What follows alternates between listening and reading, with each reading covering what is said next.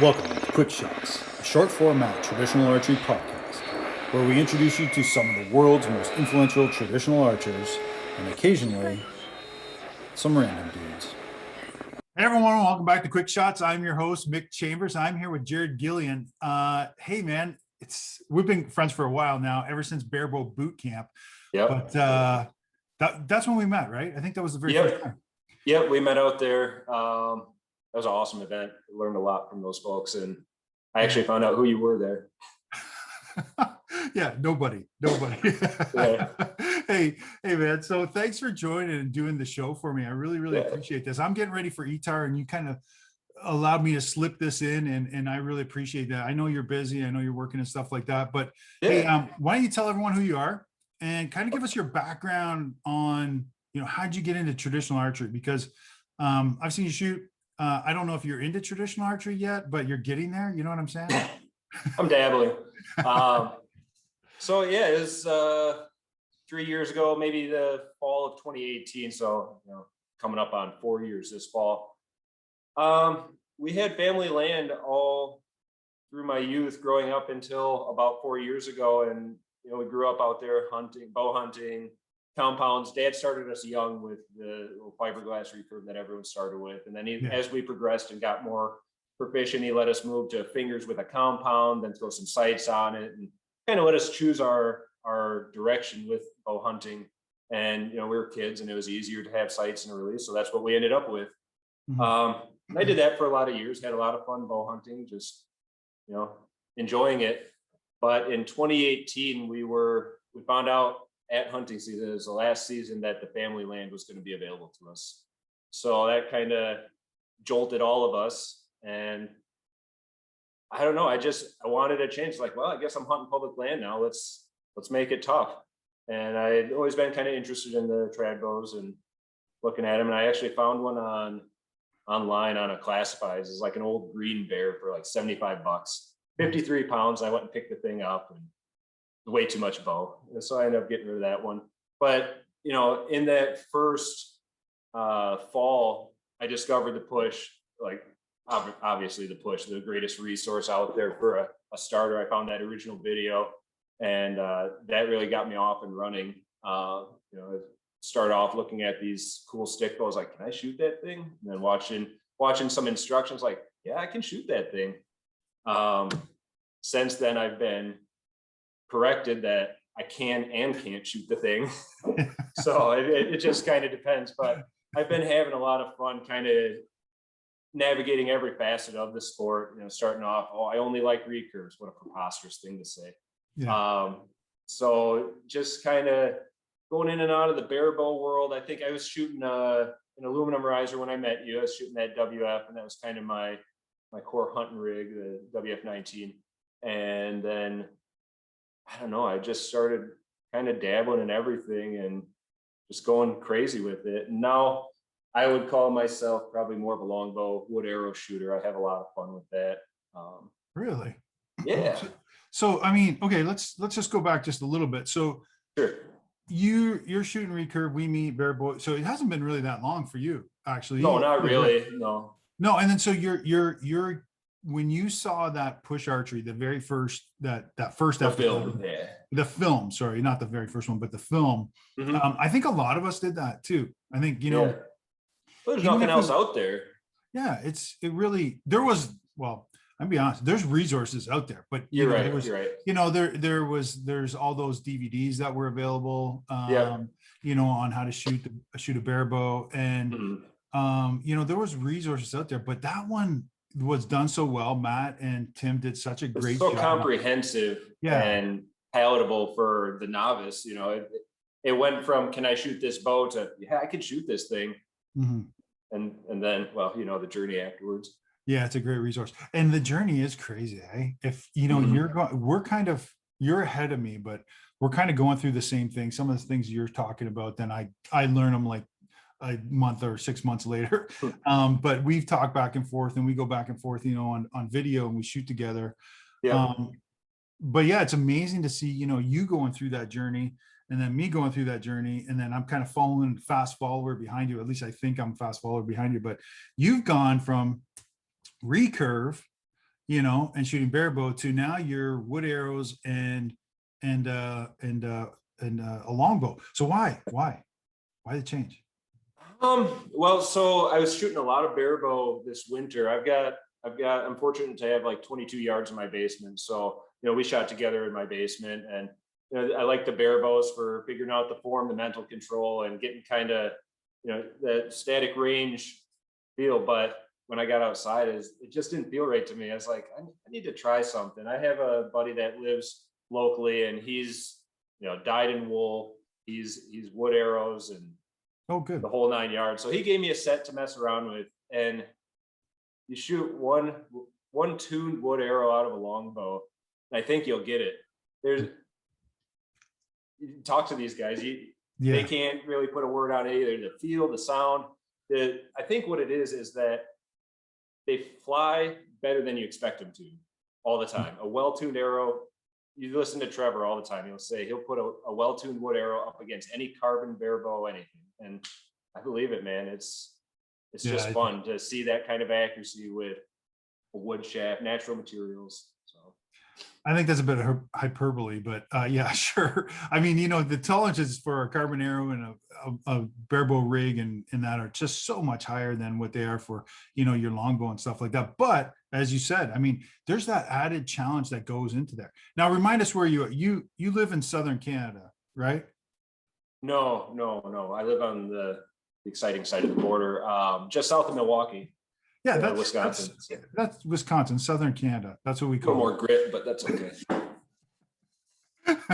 Do you stand up for the Canadian national anthem? No, I probably, is that by Celine Dion? Yeah, it is actually. No, Justin Bieber. Okay. I wouldn't claim that. Dude.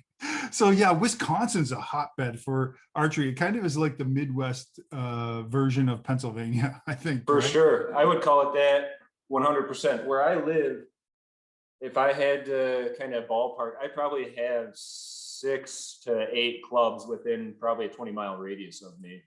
And they're all great. A lot of them are not traditional only clubs, but they do have a lot of traditional shoots. And we have a pretty good population of traditional shooters. I got a group here that I always meet up with, and it's a ball. We've got a lot of history in archery hunting in this state. So when you do go to a club or you go out shooting right now, you're shooting longbow. Mm-hmm. Okay. Well, when I'm going to club level shoots, I'll bring whatever feels fun. I'm a little bit of a promiscuous bow owner, so we all are. I don't like to get too rusty with any of them, but I also don't get too polished with any of them either that way. So, to stick with one bow is what I need to do, get more proficient, but I like shooting them all too much to really buckle down just yet. So local shoots, I'll bring out the and I feel I feel when I'm taking a look at these guys that are coming out of Trad Worlds this last weekend, mm-hmm. and I'm seeing those guys score like phenomenal scores. Yeah. But I'm seeing they're standing there with their bow. That was the same bow they've been shooting for the 2 years that I've been watching them. For sure. Right? You know what I mean? Yep. I feel personally, I feel I'll never be a great archer because I'm like you. I want to shoot a bunch of different bows, and fun to tinker, man. Yeah, I love that. But these guys seem dedicated to the craft. They seem dedicated to, and I'm not saying you're not. I'm just saying that these guys just seem, as a rule of thumb, they just go to their bow and they say, "Hey, you know what? I'm only going to shoot this for 2 years. I'm going to be the best I possibly can get with this bow." Yep. And they seem to know it and love it. And I think that's where I kind of fall down a lot because I like to go back and forth on bows. I also think there's something, being new in our trad careers, we might still be looking for our bow, the one. Yeah. That's possible too. I think I've definitely got some bows that my heart gets a little fuzzy as soon as I put my hand on it. Yeah. And I've got other ones that I just like shooting them because they're fun to shoot. So, there's ones that you're kind of emotionally tied to that shoot well. And I don't know. I think there's a little bit of balance there. So have you competed this year? Yeah. I did IVO Winter Nationals. I did IVO Spring Nationals. And on that trip, I also did TOS Regional 2, I think it was. Yeah. So. Is that all different bows? Were you shooting different bows or did you? No, I shot my Tolkien 10X with my wood arrow setup for all of those. I picked up that bow at the beginning of the year intent to compete with it. You know, it's not a heavy bow, 38 pounds, 68-inch bow. And I've got it tuned just about for that 25-ish point on. So with IBO longbow class, that's right at max distance. So help my gaps out that way a little bit. Oh, and your gap, so you're gap shooting with that. So in that category, in that longbow category, you have to have your fingers against the nock. Yep. Right? I shoot 3 under against the nock. Yeah, no string walking, anything, any malarkey like that. And where are you anchoring for your longbow? I have a low anchor actually. I'm kind of running this bone right up tight to my cheekbone and nestling in. I've got my trigger finger kind of on my eye tooth, a little bit behind my eye tooth. Then I've got this hooked under my jaw. So I'm kind of locked in there and burrowing in pretty deep. So it's a lower anchor, definitely, but I've tried shooting it up higher. I can't get there. I mean, I probably could with some time, but I don't want to. That's fine. Yeah, I mean, if it's working, the setup's pretty good, right?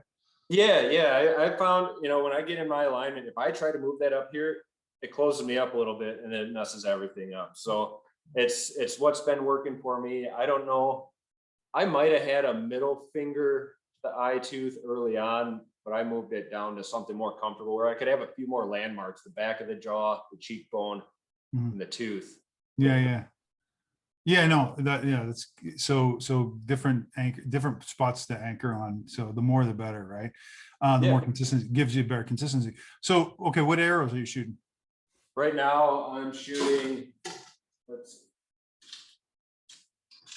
these are Sitka spruce, 48 spine from Sherwood Shafts. So they're pretty light actually. I've got, I don't know, I forget what my total arrow weight is on it, but between my last set of arrows that I was shooting out of that longbow, if I line up the nocks, you can see the length difference. Oh, wow. Yeah. And they shoot identically. And that's because the Sitka spruce is a little bit lighter than my POC. And I've got a little lighter tip on it, but odd that longer arrows tune up the same. I think that's mostly just because of the lighter weight of those Sitka spruce, and they've held up great. They've been just as tough for me as my cedars. They break just the same as my cedars when I miss. They smell good, the cedar ones, when they break. Yeah, they do. It hurts your heart though, you know. The consolation prize. Take your free sniff and move on. That's right. Hey, but it's not cheap. No, it's not. It's not cheap, right? Setting up a bunch of arrows, like, what is it? I hate to put you on the spot here. What do you pay for 12 arrows? Finished? Yeah. Do you finish them? Do you do them, or do? Oh yeah, I build all my own arrows. Boy, I don't know if I could quantify that. Over 100. Yeah, probably, you know, and not factoring my time, because it's hard to say, because you've got your dip tube full of gasket lacquer and you paid $30 for that can, but you can do a ton of arrows out of that. So I don't know how that breaks down, but I'm paying roughly $45, $50 for my shafts, and then another 10 or 15 bucks for my points, because I'm using the top hat screw on ones. Nice. And then yeah, it probably is somewhere, you know, you see these custom dozens of wood arrows going for sale by like these companies, and yeah, their prices are not outrageous. It may shock some people at first. That's what I'm getting at. That's what I'm getting really at. I don't think there's a huge margin on arrows, really. These guys build these arrows because they love making beautiful quality arrows. Obviously, they're not working themselves out of house and home, but I don't think there's as big of a margin as the uninformed may think.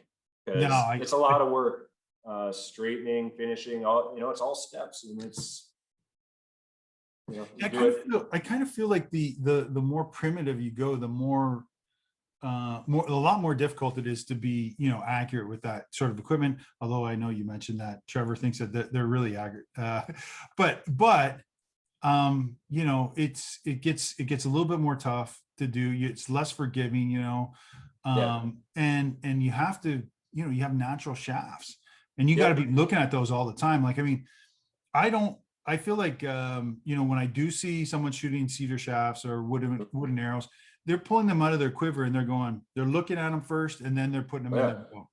Yep. Because they want to make sure that they have the straightest arrow when they're doing. I don't know what they're doing. I don't know what they're doing because I don't shoot them. I shoot wood arrows, but literally, I grab some from Three Rivers and I just say, hey, this is the spine I want, and then I shoot those, or I grab some from, always Three Rivers, almost always, and then I have a buddy that does them locally here too. Okay. And Nice. I'll grab shafts from him, and he does a really good job too. And he puts all the feathers and stuff, so I don't have to do all that stuff. But I know it's not cheap to get into that, and so it's amazing. No, it's not. You're going back in that Tolkien, what is it? The whip, 10X. right? The 10X, or the 10X. Yep. Okay, and that's shooting great. Yeah, I love it. It's a heck of a bow. I kind of messed around. I bought a different bow to start off with to see if I kind of like the longbow thing, and I did. And I always had in the back of my mind that Tolkien. I said, if I like it, I'm going to go for that Tolkien. I'm going to tell you folks now, if you want the bow, buy the bow. Buy the bow you want instead of buying the one to try it out and then buy the one you want afterward. Just buy the bow. Trust me, take it from me. And I like to say, the first time I heard this, and I know I'm an old guy, but the first time I heard this, Matt from the Push said, buy once, cry once. Oh yeah, everyone says that. I know, but I never heard it. I know some older sayings that, anyway, but they're very similar. Buy once, cry once is a good one though, because so Trevor, and so just so people who know who we're talking about, Trevor Fielder, who's on the US team, right? I don't know if he's made it this year or not, but he wears the tryouts are next year. He was on the Canada team. Yeah, the team that went to Canada. Yeah. Yes. Yeah. He's not one of us. Not one of them. No. Anyway, so he shoots 10X too, right? Does he? Or? Oh yeah. He was. I think he had some part working with Tolkien to help get that bow kind of figured out, and he's got a few of them. We went and shot Winter Nationals. He, I, and another guy named Roger. We all shot together. We all had 10Xs, so that made it kind of tricky to go pick up your own bow after setting them all down. There's 3 10Xs sitting there. And yours is at 38 pounds? 38 pounds, yep, at my draw, 28 inches standard. And I was actually shooting that indoor too. So that, I may take that one to Lancaster if I can make it out there with the wood arrows. Be one of those longbow outlaws. What do you mean if you can make it to Lancaster? Busy guy, Mick. You are? No, not terribly, but it's a guy I can't plan that far ahead. Oh, okay. It's for dinner. That's funny. So you're not coming to ETAR either? Nah, I can't make that one either. I want to mention that so people can DM you and yell at you for not coming out. You're on Instagram. You're Trad Dad or something. Tradbo Dad. Tradbo_Dad. Tradbo_Dad. Yeah. So if people want to message you, hey, so what? Give us your shot process to now. Has it changed? First of all, has your shot process changed from barebow to longbow? Yeah, other than removing the crawl from the process, it's pretty similar. Okay. Take us through. As I come up to this stake, I'm not going to get into the yardage and all that because I'm not very good at it anyway. So I don't want to tell people how to do it improperly. Yeah. But I'm setting my grip, kind of getting my. I'll try to get in frame a little bit so you can see some of my emotions. But I kind of pressing my hand into the grip, finding that location, and putting my shoulder down, keeping that shoulder low, then applying a little tension. I get my hook, set it. And I come up, I'm using more of a linear draw. So I come up higher like this and kind of come down. And just by coming down, it's drawing the bow part of the way. And then I come back here. And when I'm back here, I'm just kind of letting the float settle down. If I'm doing my shot properly, I'm giving myself enough time to let the float settle down, kind of focus in where that 10 ring is, then start applying it. Not really applying tension. I found like when we were shooting together, when I start applying tension and thinking about going like this, I start going like that. Okay. And you saw that firsthand. Yeah. So now I'm just trying to kind of maintain that tension and do that release that we saw together. I'm calling it a static release, but from the videos what you saw, it's not static. It just it's not really static, but it's not it does a lot less exaggerated movement. It's not exaggerated. Exactly. More of that than, you know, all that stuff. Yeah. So, and Frank Madonna has a great video on this, you know, at the Barebow Project. I mean, he's talking about coming here and he's just like, you know, and if you take a look at Brady Ellison and what his release is, that's what we're trying to achieve, right? There's no other, I mean, you should take a look at the world's best, you know, like they're undisputed world's best right now. And by the way, the Olympics should be happening this Saturday. The first shoot for our single string guys is on Friday. No, wait. 22nd. What's 22nd? That's day after tomorrow. Yeah. So day after tomorrow. So, and you take a look at Brady Ellison. I know when I started to get back into archery, you know, he was just starting to be very big in California. He was out at the Olympic training camp and he was starting to get really big, and, you know, and just his release is just money, you know, it's so relaxed. And Frank Madonna's release is money too. It just looks smooth. It just looks good. That's what I'm going for. That's the grace I'm going for. And when you and I shoot together, I kind of look at you and I go, okay, well, dude, that's what I'm looking for. That's why I'm saying, like, hey man, dude, this is good. But, you know, I just see some people just going, whoa, way back here like this, or the hand coming way off. And we got to take a look at Brady. That's the goal, man. There's a lot of really good examples of really just buttery smooth releases. And I mean, I've had points in my trad shooting career, like, I'm just not going to be one of those guys that releases like that, you know. But I know it's totally trainable, because I remember when I started, you know, I was following the Coaching Moments and Tom Plum and that sort of stuff. Yeah, he's awesome. I'm watching him make this hook and he's like touching these fingers. When I started, I could not touch those fingers together. I couldn't get my hand into that good flat back of the hook or anything like that. I didn't, you know, I could make a 3, but then I couldn't make a good hook. You know, just touching thumb tip to pinky tip was not something in my dexterity. But that's something for guys that are kind of just getting started to understand that some of these movements, some of these positions are not natural, and it will take time to get into them. But once you do, you'll figure out what everyone was talking about. And I think one of the big things with me is getting my wrist cocked like this. You know, it's like I tend to go like this, you know, and then that's not very linear. That doesn't get you into your back, and that causes all the. So you're following more of an NTS type of protocol? I like to think, I'm the one doing the interview, by the way. But just trying to help you, buddy. You need help, man. I do need help. I don't know what's wrong with me. That's a conversation for a qualified professional. I am following, like, I'm a mishmash, man. I'm starting to dig Matt Zernzak. I know I'm dropping names all over the place here, but Zernzak is who? Matthew Zernzak. Matthew Zernzak. He's the dude over at the Push. And I'm watching him and I'm seeing, you know, way he's releasing and how he's being really successful right now. I had a quick chat with him. He's like shooting better than he's ever shot. And he was working with Alex Melnick. If you guys don't know Alex was on the show at one time. Matt was on the show one time. Those guys get together. Alex has a phenomenal looking release. He just does. And he's a shooter. He's a shooter. And Zernzak was following him and doing some coaching and stuff like that. And in fact, I'm going to take a lesson from Alex when I'm out at ETAR this year, coming up here this week. But anyway, my point is on this whole conversation and rant is that when I see Matt actually shoot, he's only doing half of what Alex is showing, right? So he's kind of here, and then and then he goes to here, which is perfect, I think.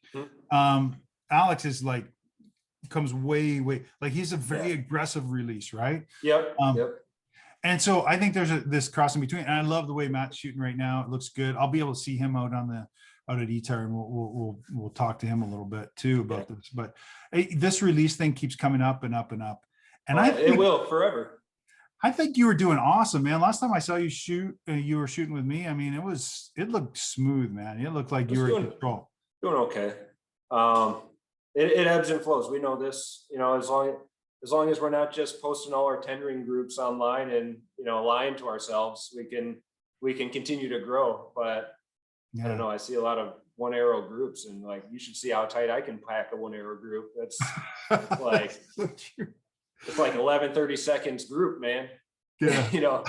So it's important to be honest with yourself and, err on the side of humility, because when everyone's watching you is when you're going to brick that one off the back. I know. Yeah, exactly right, man. I can't wait to embarrass myself this weekend at ETAR. But I've seen you put in some really good groups. And really, I think you're shooting with confidence. At least that's what I'm seeing right now. So, I mean, congratulations. I mean, you're doing great. And I think that confidence must be built. The more you're going into competition, the better. Hey, good. So last thing, really quick. What's a piece of advice you'd give someone who's just starting off? I mean, I've been doing like a couple of years. You've been doing like 3-4 years.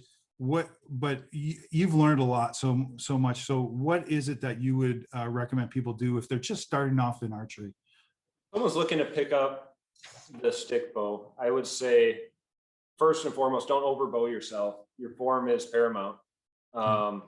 So like behind me, you might be able to see, that's my wife's Samick Sage. It's a 25-pound bow.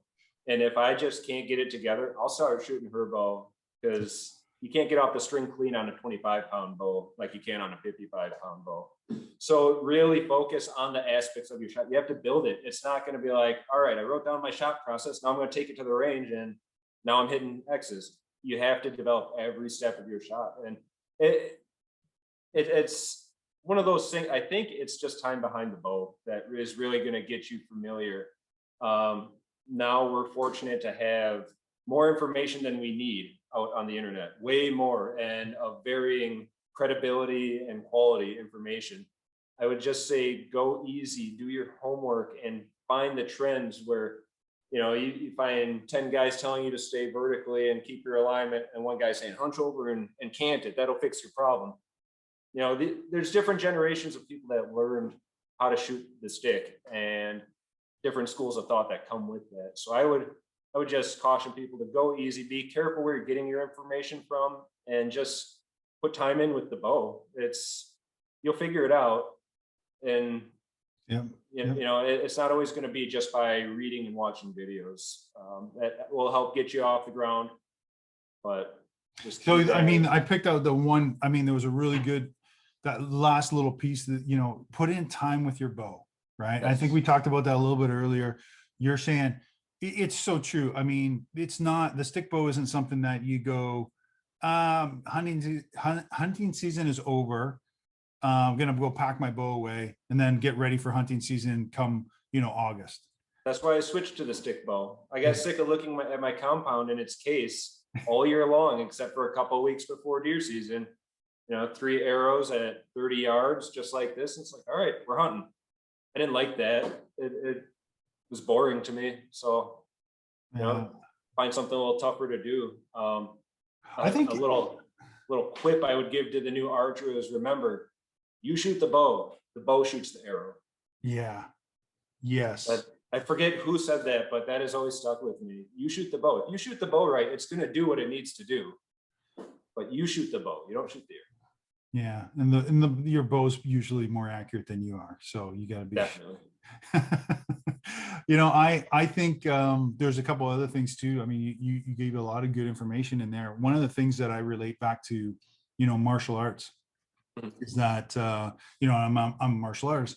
So when I'm teaching, I see like a new student do a technique, but it's not exactly the way I'm showing the technique, right? It's not the basic.